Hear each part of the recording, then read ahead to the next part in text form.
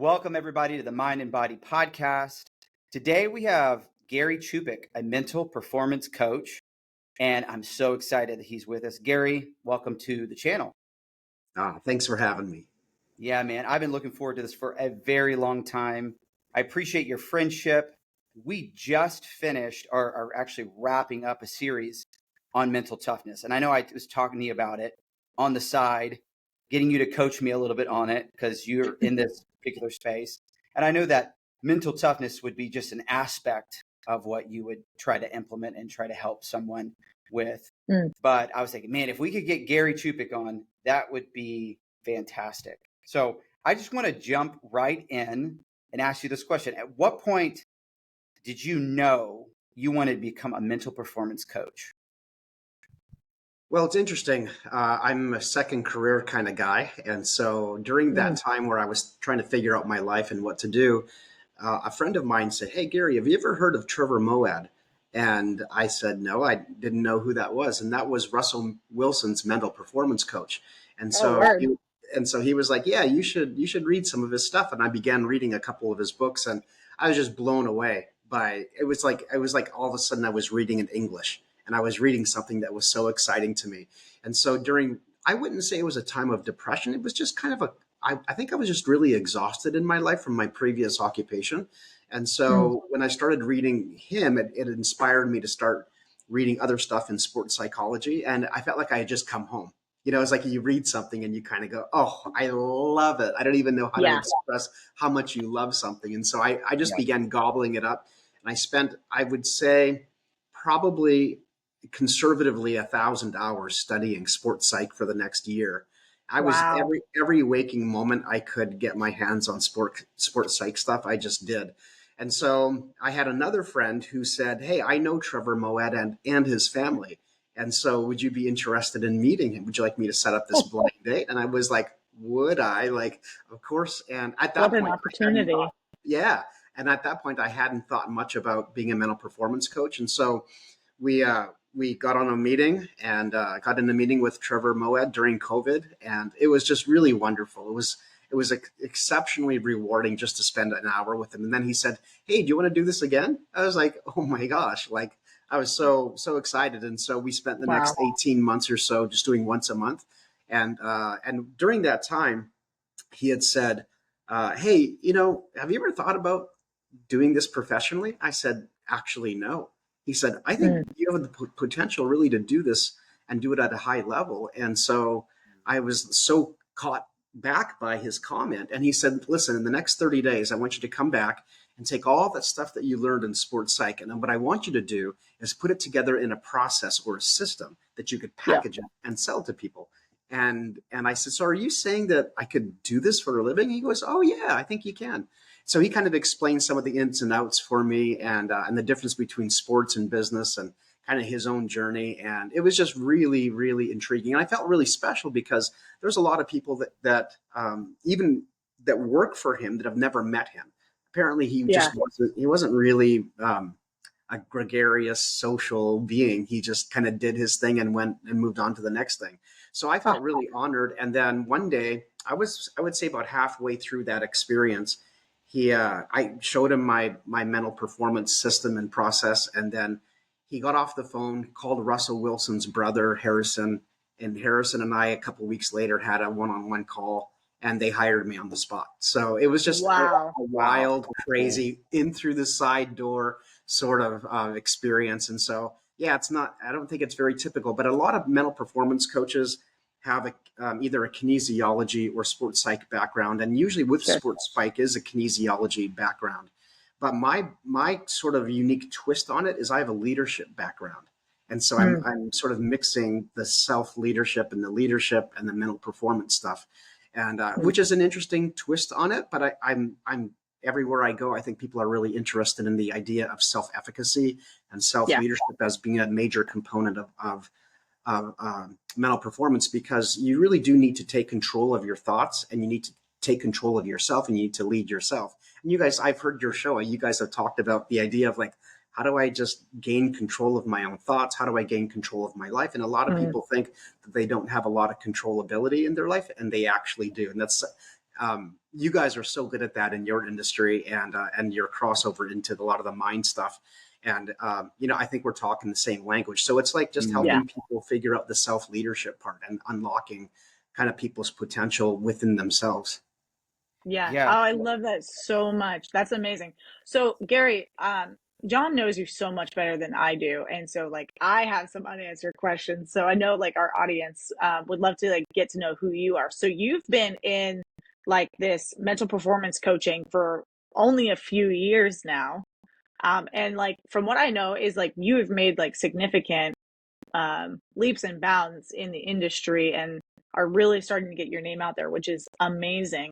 But you said that you had like a leadership background. Now, was that like, what did that look like before you got into mental performance coaching?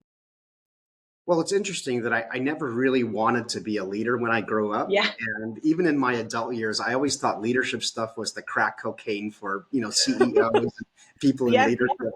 And so I thought, man, like that's just not who I am. I really enjoyed the leadership stuff, but only on a very practical level. Like it's got to make sense and I got to be able to apply it right away, or else it's not very useful to me. And so that background in leadership really came in the form of being a pastor. And I Okay. think that's just a unique classroom that God had me in for Yeah. 28 years of my life. And I would not have chosen that path for myself. In fact, I never even wanted to be a pastor. And That's so I wild. found myself in that role. And constantly, I feel like saying yes to whatever God had in front of me. And so it led me down this path of obedience. So I feel like the last 28 years of my life has been about obedience. And so Yeah. it's really strange that the last 3 or 4 years, I feel like, oh, I'm getting to do what I've been created to do. Yeah. And so it's just been a unique journey for sure. And that piece Mm. of like how to lead people, how to motivate people without money is really Hmm. interesting, because in the for-profit world, they're trying to learn from us in the nonprofit world, because we've learned how Yeah. to motivate people without money. And the people Yeah. in the nonprofit world want to learn from people in the business world about how to view your nonprofit as a business and treat it like a business and run it like a business in many ways. So it's a really interesting contradiction in some ways, but the leadership aspect in both, I think, is really powerful. And I think it's a great mix, I think, for mental performance. That's amazing. Thank you so much for sharing that, because that gives me like and our audience like so much insight to like where you're coming from, and that's really powerful for even people with like no religious background. I think they can all appreciate the pressure and the leadership and the skills that you develop, leading a church and leading people, and like you said, with no money have anything to do with money or anything like that. So that's really, really neat. Well, I Thank you mean, I so much think for sharing that. a pastoral ministry is so unique because, like, even if you don't think of it in these terms, like, you're understanding human behavior. You're Yeah. you're really confronted with that like all the time, but not even just like psychology, but also like sociology. How does groups form, and what actually helps people move towards a vision or purpose. Hmm. And I'm just kind of thinking like, even if you think like take that idea of a group and then you apply it to like a team is moving in that same direction. A church is kind of this unique anomaly, in culture, Yeah. but it has a lot of similarities. Like, hey, we have a vision, we have a purpose, we're moving this way together. And so um, I could see how that would be like a really incredible foundation. And then you go and you read all this stuff, you're like, hey, that's what I was doing. But you're starting to put more, I guess, technical terms or psychological terms or sports psychology terms, whatever. Would you say Yeah, that's your well, experience? yeah, it's actually really fascinating because I remember the first time I spoke to a high school football team. And I remember it like it happened yesterday. And I'm going there sort of in a pastor's sort of self-deprecating sort of pastoral way, like I'm on a platform in a church. And it did not go over well. And luckily, it was Oh, a 2-day thing I was doing. So the second day, I was like, okay, that didn't work. Like, note to self, like I got to adjust and adapt to this new audience. And so Yeah. day two, I was like, I got to come in way more confident. I got to come in way more, taking no prisoners kind of attitude. And so I did that with day two. And it wasn't me. I had to sort of like grow into that jacket, right? Like you put on Right. a jacket and you're like, I'm not sure this fits. And so I had to Yeah. sort of grow into that. And I noticed such a significant difference on day two because my communication style was very different. And what's also really fascinating about that story was, and I hope it's really encouraging to a lot of your listeners. I remember, talking to high school athletes and high school coaches, and I don't think they were so impressed with me. So it was just kind of like, whatever, And so I was like, oh, maybe I should quit. Like I can't even do high school students. And then I thought, well, I'm going to reach out to a few college football coaches, and so I Mm. started to do that. I had a little more success, but not that much. And then I thought, well, I can give up, but maybe I just need to change the pond I'm fishing in.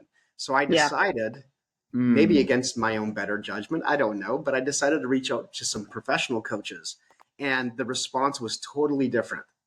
Huh. And it was just like maybe I was just aiming too low or fishing in the wrong pond, and I could have given up after the high school experience, right? Right. But I just knew somehow deep inside that my message would resonate with some crowd. I just didn't know which one. And so I began to work with professional coaches and athletes, and that seemed to just sort of ring the bell. That's amazing. That's very interesting. I was just thinking, like in business terms, you're like, you have like something that's of great value, but you're just like, okay, am I presenting this in a way that is, attractive, that people are like, hey, I want that. So am I clear in my message? Am I presenting in a way that has like a really good hook that people are like, that hits a particular pain point? And you're like, hey, I have this down, but then it's like, okay, you have the hook, you have your product, it's all great. But now it's like, am I actually in the right, you talked about pond, that's the way you put it, but do I have the right audience, target audience that I'm going after, Yeah. But I think sometimes you could go into each one of these phases and kind of feel like you suck for a long time. It's true. Like, It's totally true. and I think it was Alex Hormozy just like said that, like, hey, whenever you start something, just realize that you're going to suck at it for a long time, but eventually you're going to become more competent. The whole competent, what's the phrase? Uh, you're unconscious, incompetent, the Yeah, whole correct. scenario, but Yeah. getting to the place where you're like, hey, I'm actually conscious and I'm competent and I'm moving forward, but now I have the right target audience. And And it's even so that was a learning curve too, because learning how to talk to a head coach of a football team is really intimidating. I I was gonna remember yeah. say that would be next level intimidating, and it, also not not wanting to show that because like you're here to lead, so you can't show that like insecurity. And Whew. you're talking about mental performance. So if you kind of Right. like are messing up your words and you appear as an idiot, you're like, oh man, they're definitely not going to hire it's me. true. It's like no It's Oh pressure, God. right? Well, I But learned how to talk to them though, because you have to come across supremely confident but not arrogant. And there's Yeah. such a oh, fine line between those two things. I remember There there getting a really chance to is. chat with Nick Saban and Bill Belichick and some of these guys, and it was just nice. really interesting. And what I found that works, like you're trying to, you feel like you found the right pond, but then you got to like adjust the bait. And sometimes Yeah. you have to fish at the right time of day, right? So you're trying to figure all these things out. And I remember saying to Coach Belichick, I was like, hey, Coach, did you know that I'm worth 10 to 14 points a game to you? And Oh, I he like just that. kind of, his eyes got, just kind of big, and he said, you think so, huh? And I was like, oh, actually, no, I actually know so. And he says, so you promised me you're worth 10 to 14 points a game? And I said, absolutely. So he said That's amazing. they were working with the mental performance guy already, but that he would keep me on the docket for next year. So, you just never know these things, right? And well, then he retired, and Yeah. and he's moved on. But it's the same thing with the Oregon Ducks or the Buffalo Bills or some of these other teams. You just got to know how to talk, and it just takes time. Like there's no amount of books that you can read to figure that out. You just have to do it. Yeah. Wow. Well, I liked Yeah. how like it was confident, it was succinct. The Yeah. longer you talk about something to prove your worth, usually your worth kind of trickles off, you know, in Mm. people's Mhm. minds. It's like, I'm going to prove to you how confident I am by keep talking, and I'm trying to prove to you. And they're like, you're talking too much. I It's especially Yeah. would think that with a coach, because who doesn't want to be associated at some level with like a famous sports team? You know, like, hey, I'm helping this. So I'm sure they get requests often, weekly, daily, maybe, with people trying to pitch their product or service. Yeah, well, it's tricky, So again, this is one thing I've learned being in the business is I'm not sure I want to work for a team anymore, because the Mm. problem is that you get owned by that team, and Yeah. the complication with that is that any information that you have from a player is owned by the team. And Sure. so the team will use that information against a player in contract negotiations. It never works for the player. But Wow. if you know that information, you can't keep it to yourself. You're under obligation because your employer is paying you. And so yeah, you can say even that there's confidentiality, but the team is still going to want to know everything they can possibly know about a player. And I remember Andy McKay from the Seattle Mariners saying to me that the most effective day of my work with the Seattle Mariners was the day that I quit. Wow. And Wow. so he said, if you can avoid working for a professional team, do it at all costs. Yeah. And the Yeah. other thing too is that I can't work with any other clients at all, and I get Yeah. owned by that team. So part of me was like, man, I should rethink this idea of working with a professional team or working for a team. I think I can work with them, but working for them they're two totally different things. And Yeah. and Andy McKay with the Seattle Mariners was very, very helpful to me. In fact, one of the things that you just said, John, was learning to speak succinctly. And it's really interesting because when a coach hires me, I don't have much time and I have to make an impact right away, like by Friday or by Mm. Saturday's game or Sunday's game. And so he said, Gary, you need to learn to speak in 15-second funnels. Mm. So take a complex issue and narrow it down in 15 seconds. And I thought to myself, well, that seems That's a rather shallow. skill. Yeah, it is a skill. And I've had to learn how to speak like that because it's not my nature. I think, well, I want to unpack this and I want to dissect it and I want to talk Mm. about it. But when you're talking about someone, let's say, like you guys know, if you're working with a client in the gym, you cannot be complex. Like you really have Yeah. to simplify whatever it is that you're saying and just It's sort of so say, true. trust me with the other stuff. Like, trust me, I'm right. It's Yeah. true. One of the first things I learned in my personal training was to simplify things for people. Um, yeah, that's a really good point. 15 seconds. I can't imagine 15 though. second funnels. Yeah, if you're working with He's someone, a skilled man. yeah, yeah. If you're working with someone on the field or in the gym, you got 15 seconds to make an impact, and then you're on to the next thing and make Yeah. an impact in those next 15 seconds. But when he told me that, in fact, I remember working with the vice president of Microsoft global scale, global sales, and so I would take my workbook to him, and it was like, it was like 150 pages of mental performance stuff that I had written down and taken notes on, and I packaged together in this workbook.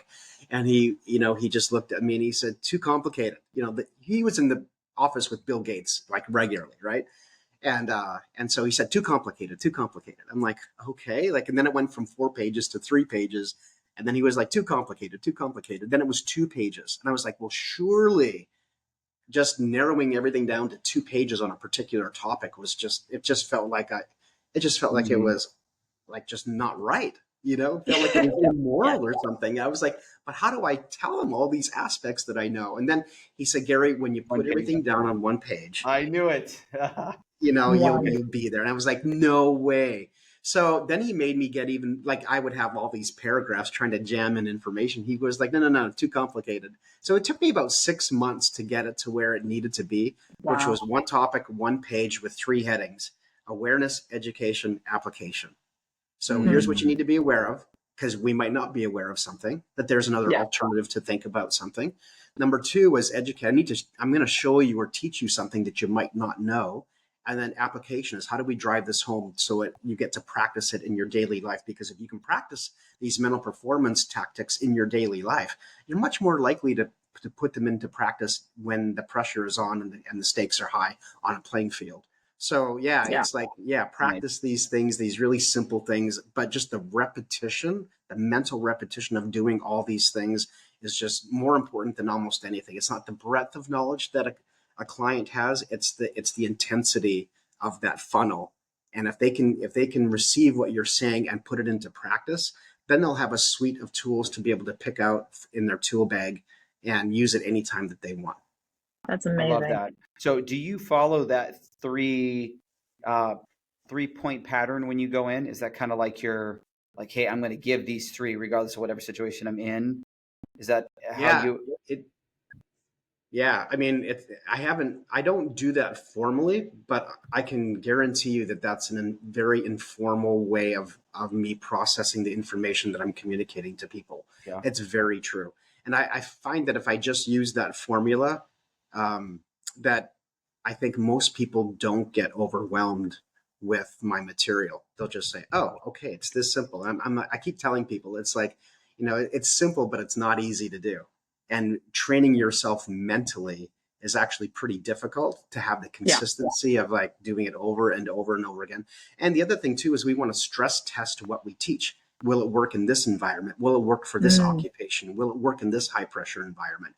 And if you Right. stress test it enough to find that it bears the load, like a 2x4 between two chairs, if it can bear the load of the weight of who we are, then Mm. it's a worthy mental skill. And so, yeah, they need to be able to practice it in all sorts of different areas of their life.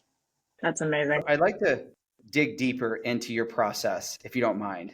Go ahead. Um, I am fascinated with the topic of mental performance, and I feel like I'm just like trying to get a good grasp on like the discipline of what like a guy like you would do.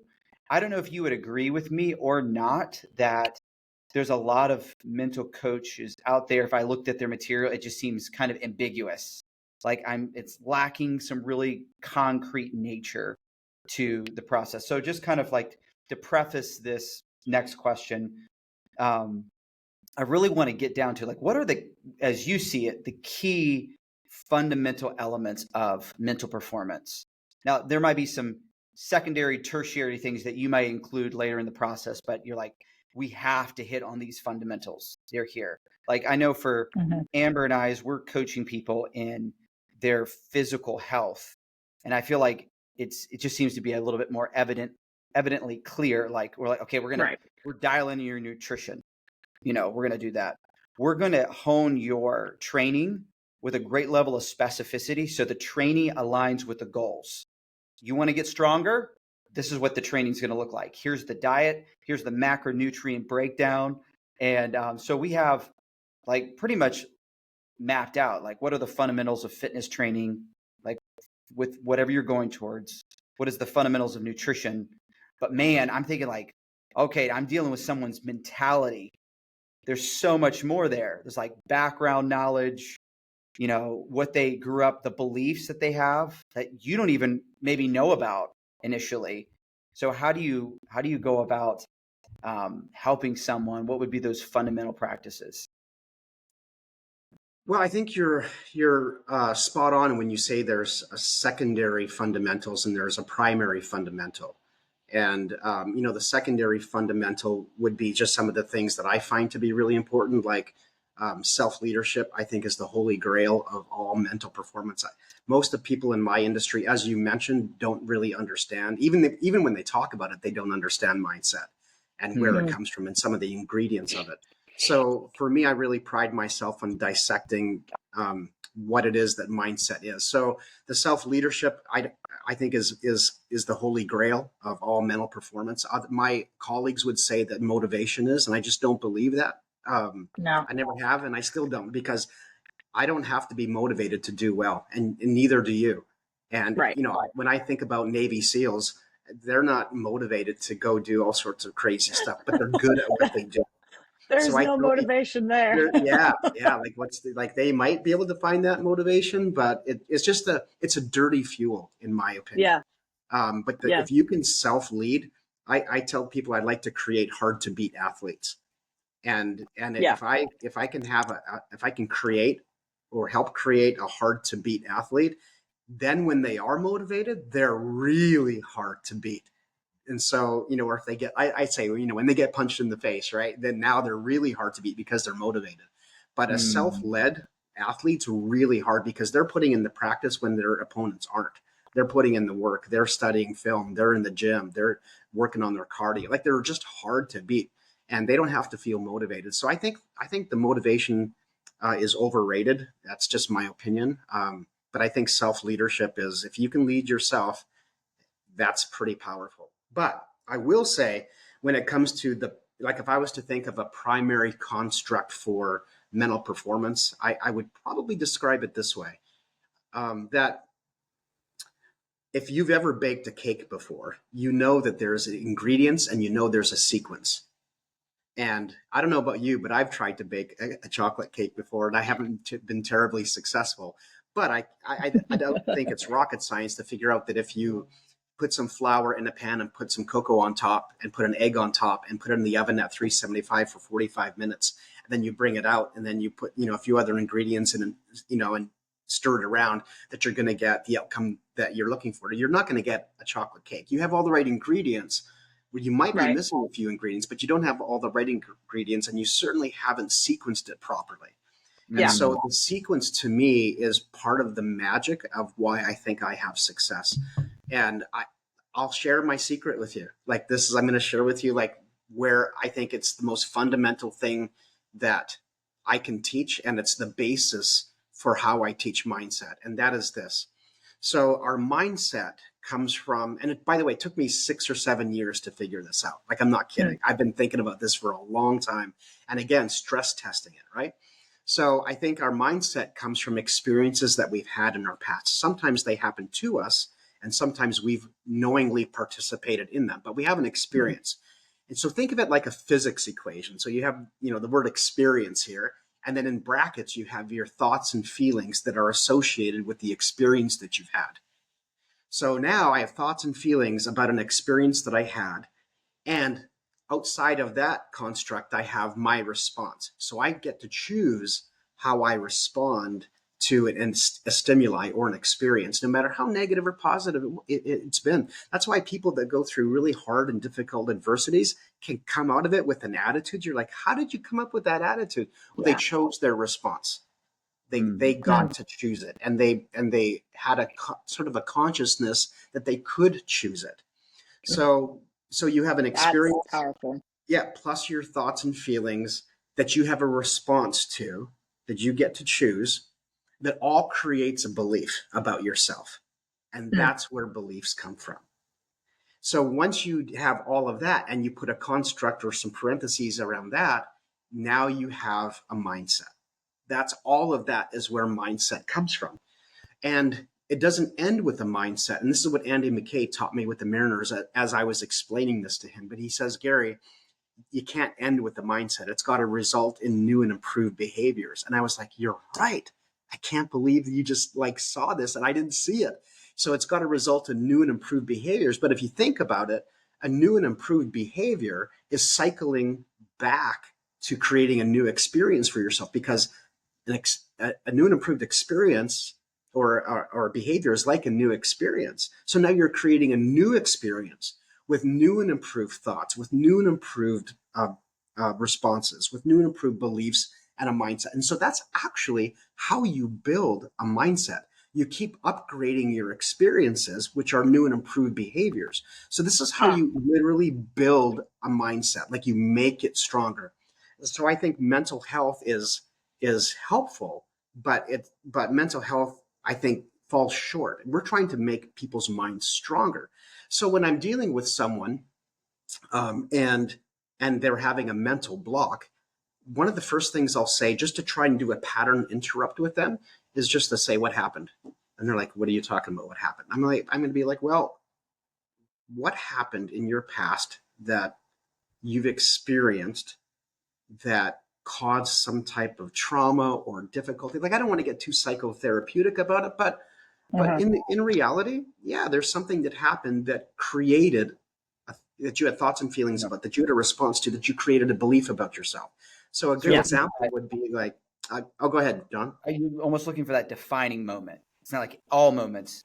What's that defining moment Exactly. created this. That's cool. Yeah, I like that. Exactly. Go ahead. So, like, for example, when I was in the 11th grade, I might have been a senior, I can't remember, but I found myself in the geotrade class. And I don't even know what geotrade is. Like even today, I barely know what that is. And I was not a math guy. So I had an experience of being in that class, and the teacher would make fun of me because I didn't know the answers to the questions. And so I would make up answers.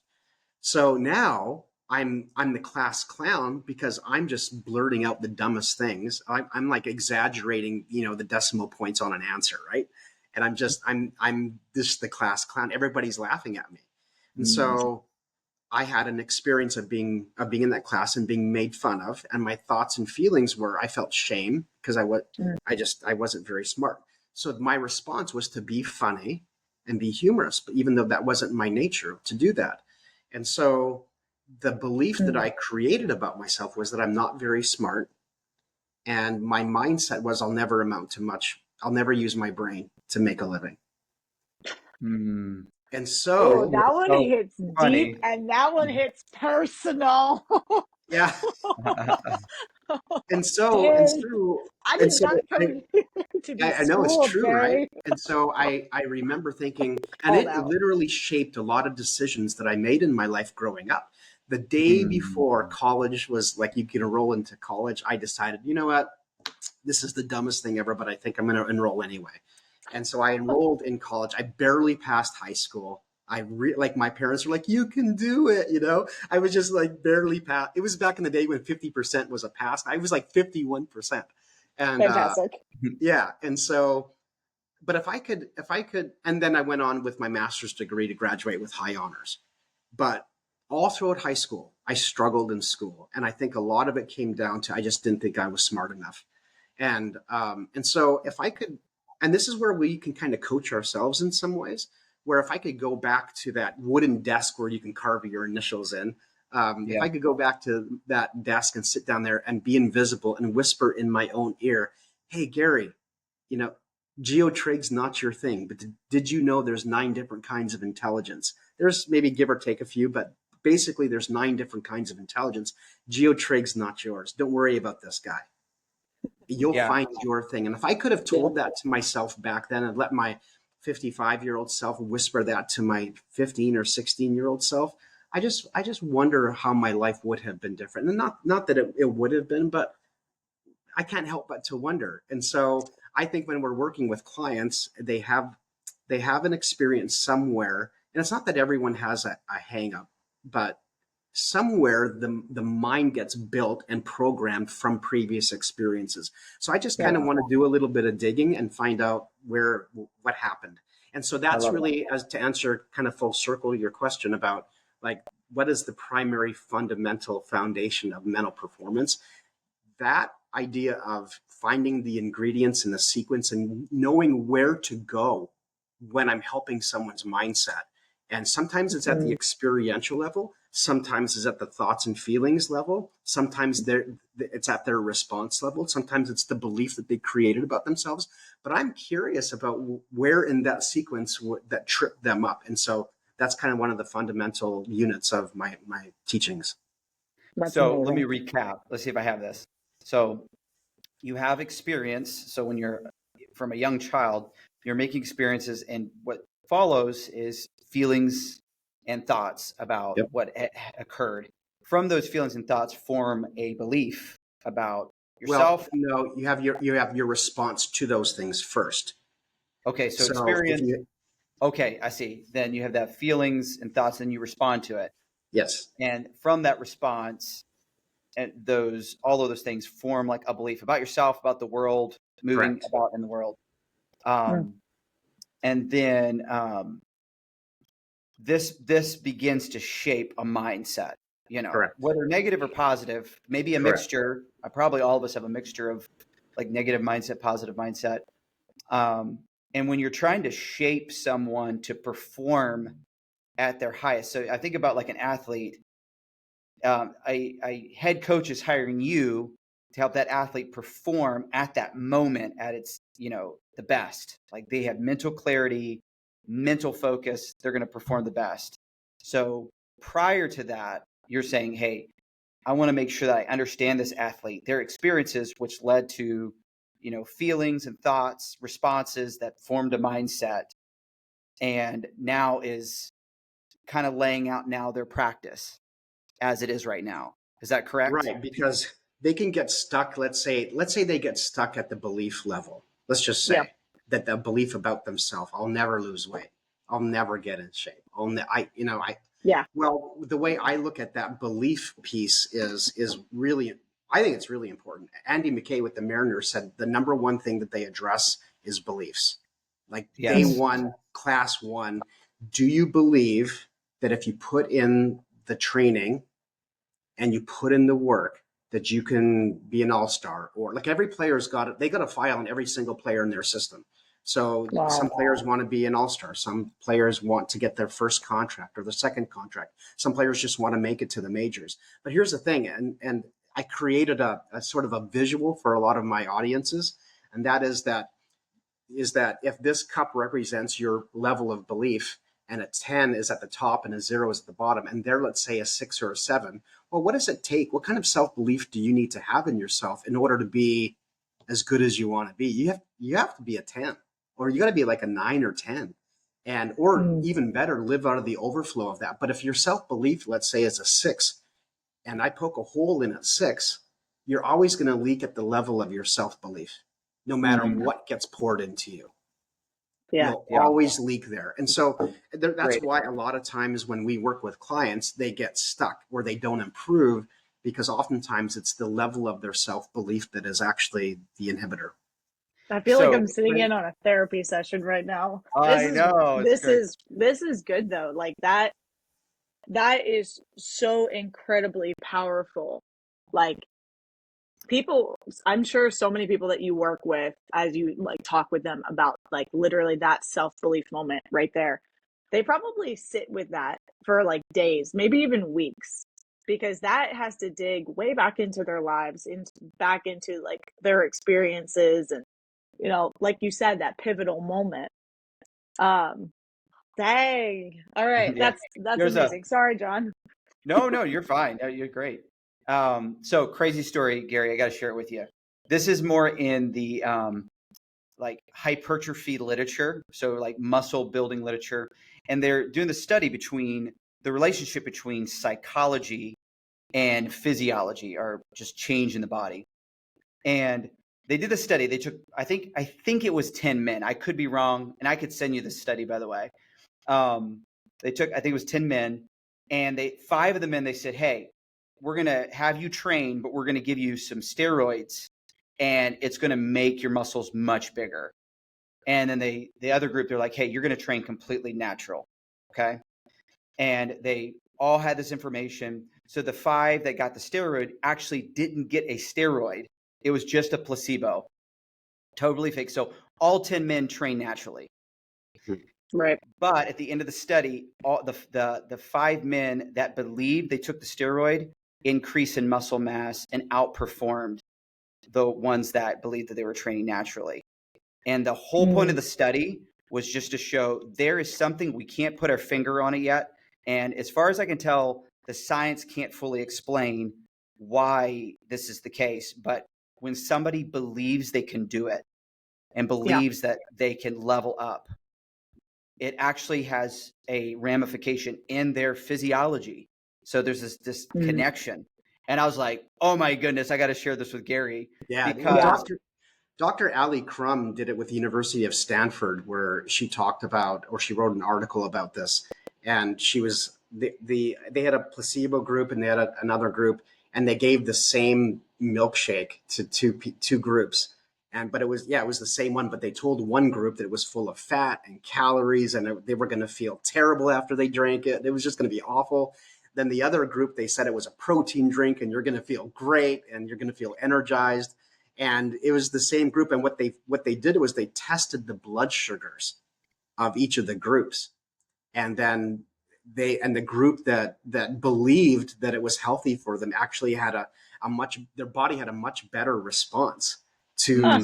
to the protein shake. And so they switched them around just to make sure that they had accurate data, and lo and behold, the data showed to be true. that it was their Wow. belief about how they were consuming and what they were consuming and how it was going to affect their body had a huge effect on them. And so she wrote a book, and I want to read it, but she wrote a book about, I think it's called Expectations, or the title is Expectations. And really it's about how, what if we expect something good to happen, the likelihood of that actually coming true in our lives. And I'm not a big into manifestation and this kind of stuff, but Yeah. but it actually does have a physiological, as you say, effect on us. And so much of our life and our mindset is guided by the expectations. And both of Mm, you have gone through different adversities and challenges in your life, and how you've determined your response to those Mhm. adversities has shaped your future. It's really yeah, fascinating. yeah. It's so fascinating. I think I'm kind of like you, what makes me shy away from some of these conclusions is the crazy manifestation far to the extreme, like, hey, Mm, if you can believe it, conceive it, it'll happen. They like, Right. that right. might be a bit extreme, but I do like, this is why I brought up the scientific idea. It's like, oh, hey, there actually is some science correlation between psychology and physiology, which it's just fascinating. And us at Mind and Body, we're constantly going back and forth between like mind and body and how can we help a person hone this. And Mm, which is interesting, a part of our process is actually honing mental performance. yeah. And we normally start to really introduce it almost about 4 to 6 weeks in to training, because at first we're like, let's hone your training, then we dial in the nutrition, and then halfway through, maybe a month in, people start to maybe feel tired, because when you start something, you're motivated, you're like, man, this is cool, I'm going to lose weight, I'm going to get ripped or whatever. And then it's like after a month and they're like, whew, these workouts are getting harder. And if they're trying to lose weight, they're in a caloric deficit, so they might feel a little bit more tired. It's normally at this time we're like, we need to help our clients hone their mental toughness and mental clarity and performance. So I'm curious, like from your vantage point, you could even apply this to our scenario.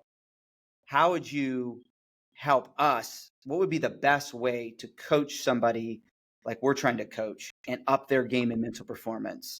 Now, I know you're not a nutrition coach or something like that, but what would you do to help somebody in this situation? Kind Well, of. it's interesting that with the Seattle Mariners, the very first thing they talk about is belief. And so I wonder if Mm, not talking about belief at the very beginning and just sort of shuffling some of your sessions around might be helpful in saying, okay, let's figure out where this person's leaking. Because So almost oftentimes, yeah, that's good. Go ahead. Sorry. yeah, no, go ahead. No, so you're basically saying like, instead of hitting it when it comes, it's almost like, let's talk about this from the foundation, from the beginning. yeah. Actually, Amber and I were just talking about this too, saying, Mm, hey, maybe we need to make mental performance not something that is like a category, yeah.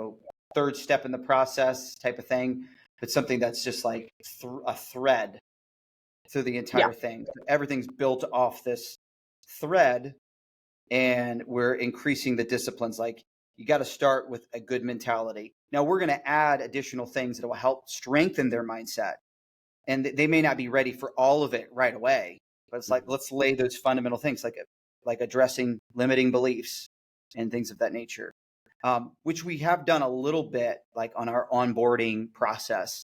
So that's really Right. fascinating. I like what you're saying. You're probably like, we're on the edge and you're pushing us over the edge. I like Yeah, that. I think you're on the right track. Like addressing, like, you don't know the inner workings of a person until you start sort of pressing them a bit. So I do have Yeah. an intake where I can ask questions, and oftentimes they're pretty accurate. Like when I do my intake and I have 10 questions or so, it's like how I word the questions and what I'm trying to mine are that are inner thoughts they rarely put on paper. And I find that a lot of my clients find difficulty filling out that questionnaire because it goes deep right away. And Mm-hmm. so I feel like I have a little bit of a head start when I ask some of those mindset questions up front and on paper. And then what I like to do in my first session with them is just sort of do a quick review of what they wrote. And I'll Yeah. say, if something makes me curious, I'll just say, hey, tell me a little bit more about this. Like this sounds like it's not a new challenge. So tell me more about that. And it's just sort of being curious about their mindset, which I think is very valuable. That's what awesome. are some of the common mindset barriers? Do you feel like, man, I feel like I face this so often. Like I hit this. This is a mindset barrier. Whether it's a athlete or a business professional, what would you say are a common barrier? You can name a few if you'd like. Yeah, the number one thing that seems to come up the most, whether it's business or sports, is I think too much. I have too Ooh. many thoughts going on in my head. Be quiet, What do Amber. I'm stuck. Amber's laughing because I often am I will look at a subject or a like how we're going to proceed forward. I'm looking at it from every single Yeah, crazy angle, yeah, Gary. yeah. And Amber's sitting there like, I think you might be overthinking this a little bit. I'm like, no, there's just something we're missing. We just got to hit this at every crazy angle. And, it's just like, I think we're good. Let's move forward. So I'm like, Amber calibrates me in all the good ways. we It's balance each other Gary. out. We balance each Did you other guys out meet because beforehand to bring up this? No, I'm just kidding. we did not. We did not. That's great. That's Yeah, great. I think that's probably the number one thing. And my analogy is thoughts are like calories. If you take in so many thoughts and you can't expend them, then you're taking in too many thoughts that make you, I mean, if you have too many calories, what happens to you? You get slow, lethargic, you're overweight, and you slow down. And so Right. part of my job as a mental performance coach is to say, all right, let's make this more simple. Now, Yeah. that doesn't mean that I don't have 4 or 5 pages of notes in my head. It just Yeah. means that when I'm working with someone and I've got a 15-second Right. funnel, or I've got 20 minutes or 30 minutes or whatever the case is, I'm really going to have to centrifuge a lot of those primary principles down pretty quickly for them so that they're in digestible sort of bite-sized pieces. And so that this idea of information being like you can eat 10 apples today and you could just feel awful.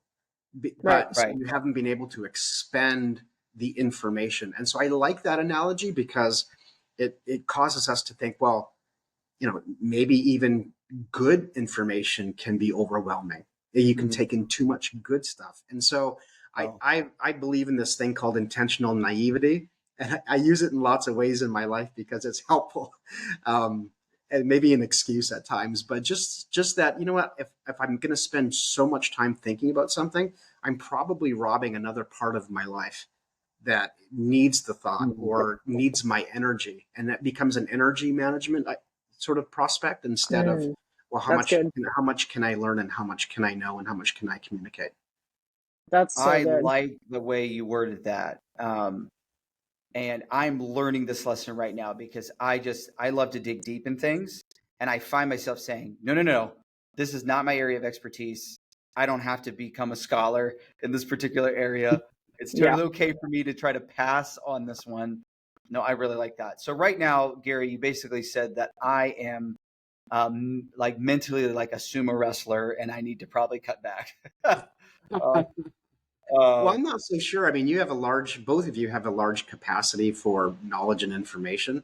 And I think I do too. I'm an information seeker. So I will read ad nauseum Yeah. about things. But what I'm learning is that's not, it's really great in terms of my curiosity because I'm an insatiable learner. But when I'm working with mm, clients, I'm only using, a tenth of what I know or a 20th of what I know. Yeah. And Facts. that's just okay. And so to yeah, be comfortable in my own skin with that is kind of hard because I'm yeah. not wired that way. I want to tell everybody, what I know, all of it, but it's not helpful to them. And so if I'm going to be helpful to them, I do need to simplify.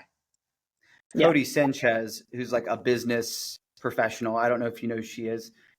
She's big online, but she basically says it's not original with her, but she's like, one big thing that she tries to do is lessen the distance between the idea and action. Yeah. And what I tend to do is like I have an idea and I'm like, I need to educate myself about this idea.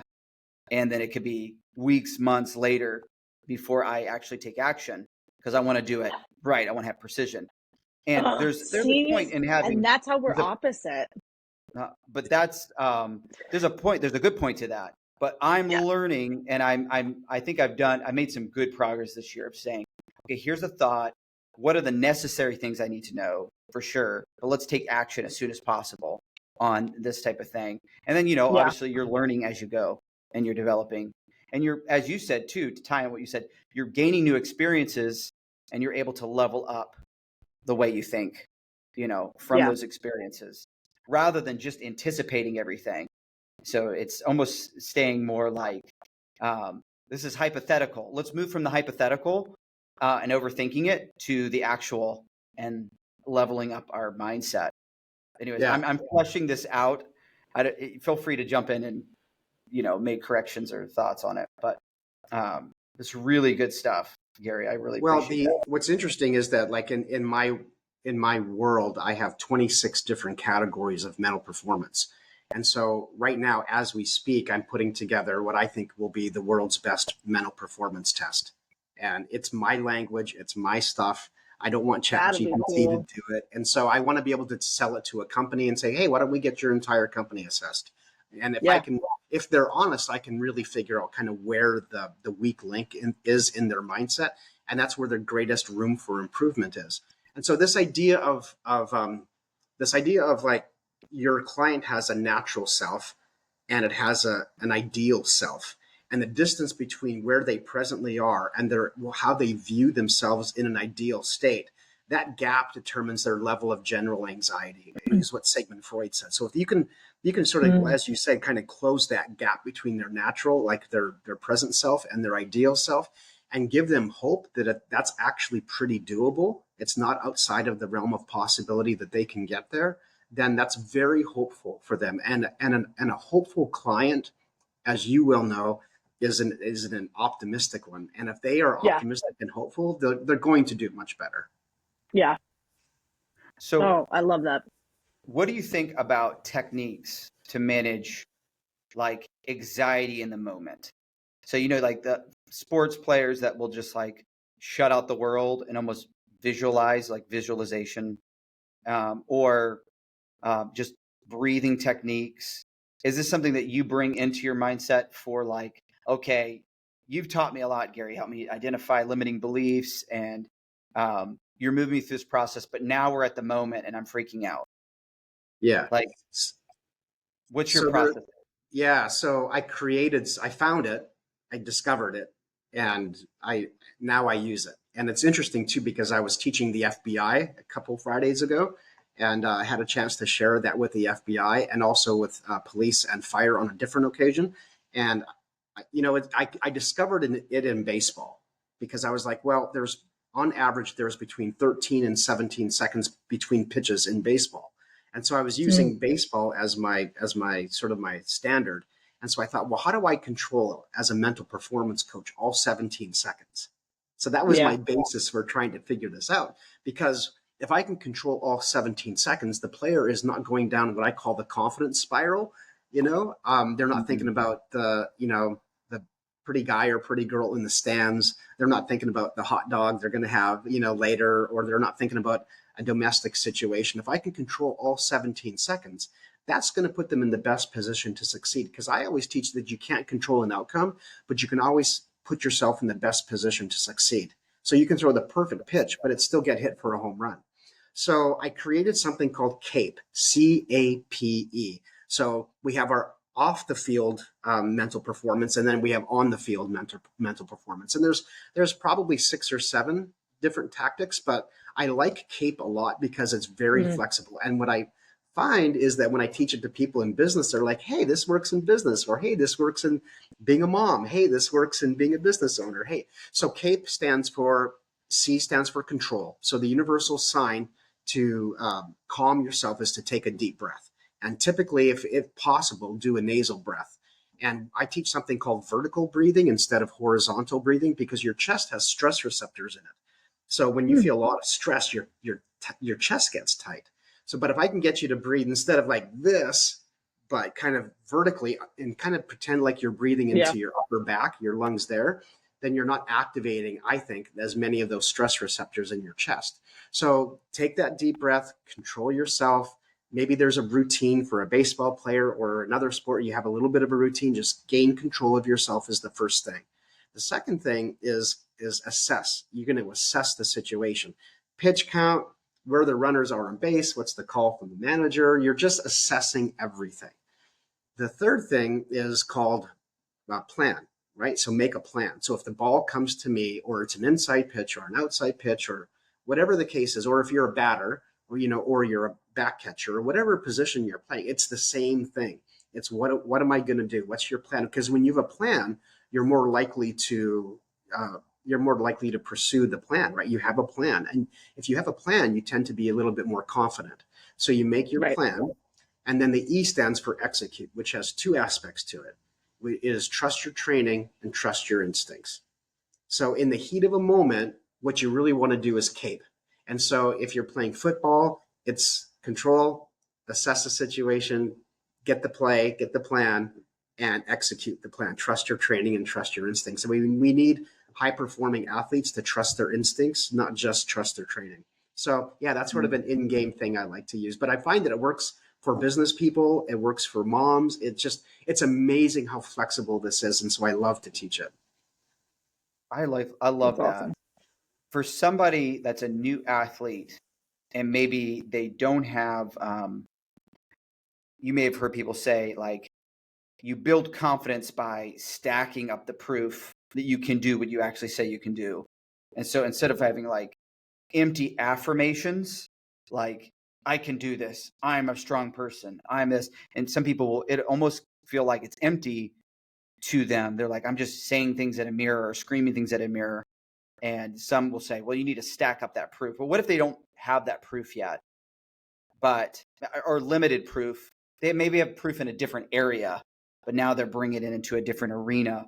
Like, how would you coach them to gain that confidence they need to perform? Yeah, I have a kind of a different attitude about all this kind of stuff. I think there's only two ways to build confidence, and I don't think that there's more. Um, I think we can talk about it from an ethereal or kind of a pop psychology point of view, but I really only truly think that there's only two ways, because we're the ones that have to convince ourselves that we can do something. So we got to lay our heads down on our pillows at night and say, you know what? I don't have to talk my way into that or be overly positive or deceive myself. Actually, I am proving it to myself. So number one is your preparedness. That's a great way to be confident. So if you go Yeah. into a speaking engagement and you're not prepared, you're in trouble. It's going to be hard to feel confident. Not saying that you can't, but it's just more difficult. So it's preparedness. And number two, I just call it prove it. Like, you've got to prove things to yourself. So even if it's in another industry, you can say, hey, listen, I've been successful in similar situations. And if I just apply that to this situation, I think I can probably do it. And so you just have to give yourself proof. I think proof without evidence is delusion. And so Yeah. you really got Yeah. to work hard at giving yourself evidence that you can do Yeah. something. So like, for example, during Yeah. COVID, I did 10 push-ups up my hill, like big, hairy deal, like who cares, or. But then the next day I did 11. And what gave me the proof that I could do 11 was it's that I did 10. And could I do one more? Yeah. I made it up to 326 push-ups, right? So, I could have Nice. done more. Or being on the rowing machine. It took me 2 or 3 weeks to do 10 minutes without stopping. It was brutal. It was torture. I Yeah. called it the torture machine, but I made it Yeah. up to 57 minutes, without stopping, and I'm trucking, right? And so it's, why could I do 57? Well, because I did 56. And I so love you have that. to continually give yourself proof that you can do something. And here's what I learned out of a study. I think it was out of University of Chicago, that was really super inspiring to me, which was, they did this study of these people, their clients. I think it was in the context of coaching. And what they found out was that if a client felt like they were moving in the right direction, it actually inspired them to keep going. So it was the idea of progress. And the brain, according to this article, the brain didn't know the difference between going an extra meter or yard and an extra mile.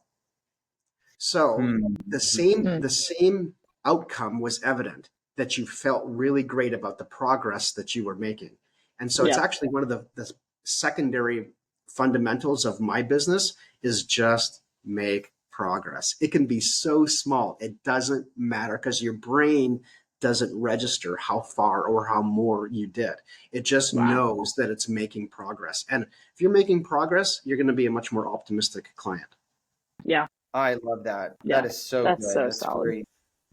So we're about over time here. Gary, Yeah. do you have time for me to ask you a few more questions, like Sure. maybe two? Okay. I don't want to pursue about your time here. Yeah. So how do you see the field of mental performance coaching evolving in the next 5 to 10 years? Do you see any big shifts? You have the whole AI craze that you don't have to necessarily address that, but how do you see it evolving in the next 5 to 10 years in your mind?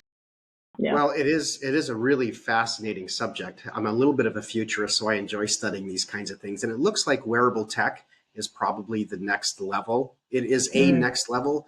The level beyond that is an embedded tech inside of us.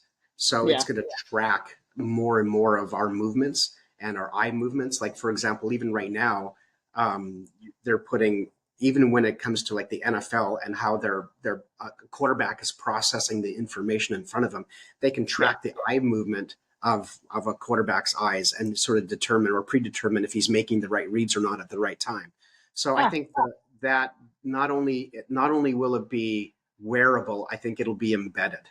And That's cool. and what's really fascinating too is that we may be able to manipulate parts of the brain to receive information easier.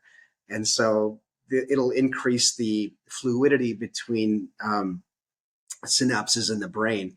And if we can manipulate those things through whether it's a chemical or a supplement or even some type of electrode on the brain that opens up a pathway for us to learn things quicker, I think that's what the future looks like right now. Amazing. Wow, that's really neat.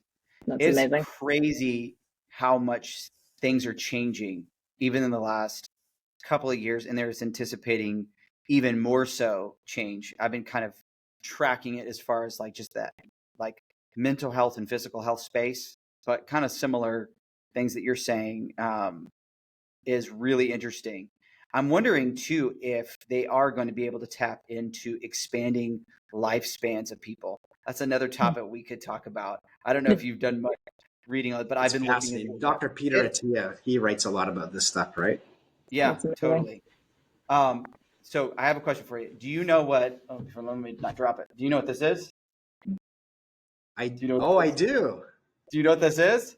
I don't. It is. Somebody enlighten You're me. like, ah, this is my game plan for life right here. And this, actually, this afternoon, I pulled it out again and had all my papers out, and I was just looking through it. And I just want to tell you, I really look back of that time where we just took 2 days, and you helped me unpack my life experiences. And I was for those who listening in, I was in this huge transition. And I just remember you reaching out to me and we having this conversation. And it was one of the best things I've ever done. And so I want to thank you. But I want to say to anybody who's listening in, the wisdom that you gained from Gary in this episode, you can actually hire Gary. Now, if you're a business owner, he talked about the ability to come alongside businesses, not just unlock owners and CEOs, but entire teams. I mean, he's doing this and helping raise the productivity and profit of a company. So if you're a business owner, or if you're just an athlete or just a regular person like myself, an average person that's like, hey, I'm in a transition, I need help. Gary has this thing. There's nothing else like it. It's a game plan for life. And he will take, it's not just like a little survey and you're done. He's going to spend a lot of quality time walking you through. And if you know me, those who listen to this podcast, you know I like precision, and you know I don't like fluff. I do not like fluff. I'm an anti-fluff person. What Gary provides is not fluff. No And fluff. I remember having just some key watershed moments with Gary, like, hey, I'm actually getting a real clear understanding of my vision, my purpose, my strategy. And so anyways, Gary, I want to say thank you, but I also just want to say to everyone that's listening in, if you would like to hire Gary, he would love to be able to help you. Gary, where can our audience learn more about your work and potentially engage with your information? Where's the best place to find you? Connect Yeah, with it would primarily be Instagram. A lot of my football Yeah. coaches and clients are on Instagram. So Elite Mindset, Elite, not underscore, but just Elite space Mindset. And look for the blue dot, the verified dot beside my name. That's your Mm. most likely place to find it. And so Elite Mindset. And I also have a website called elitemindsetnation.com because I want to create an entire nation of high performers who are servant leaders, who are driven, who are focused, who are risk takers, and people who are just driven to succeed. So I have my two products, the Elite Mindset stuff and the Game Plan for Life. And I tell people I have a playbook for your mind and a game plan for a high performance life. I love that. I you. love I that. love that Gary, so thank much. you so much for your time today, for taking time to speak to our audience, for taking time to speak to John and I. It's invaluable what you've given us today. And if you don't mind, like just like giving one more closing thought, just like one piece of advice that you could give somebody who's looking to up level, to like jump into their full potential. Since you were talking about being concise and bringing everything down to 15 that seconds, 15 Gary. seconds. Yep. The Take your 15 time. seconds. I would say this. I would say take control of your life. Yeah, you don't think you have as much, you don't think you have control, but you have far more than you think you do. And Mm, so take control of your life. Don't be a victim, right? Take control and you'll find that you can do amazing things. I love that. Thank you, Gary. I love For that. everyone listening in, we'll have all of his links and information in the bio, so you'll be able to, or in the show notes, so you'll be able to find all of that there. Thank you guys for joining. We'll catch you next time. Have a good one.